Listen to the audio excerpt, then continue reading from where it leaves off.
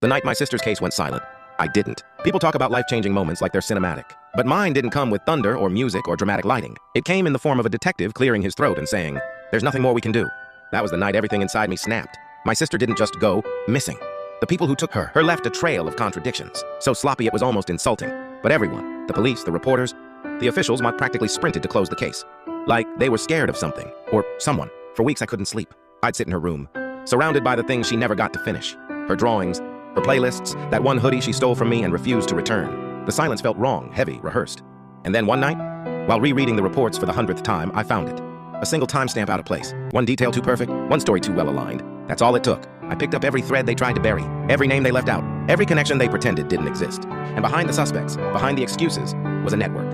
A group with resources, influence, and enough power that people in uniforms whispered instead of spoke. So I changed my role. I wasn't the grieving sibling anymore. I became the ghost in their story. I started small, slipped into meetings, recorded conversations, watched them panic as confidential documents started leaking into places they never expected.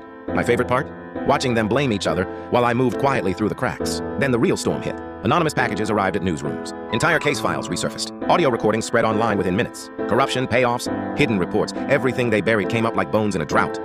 And suddenly the people who told me move on were holding press conferences, sweating under lights, scrambling to explain why so many cases, including my sister's, were mishandled. The detective who dismissed my family called me this morning. His voice sounded like someone who finally understood fear. "We know someone exposed the entire network," he said.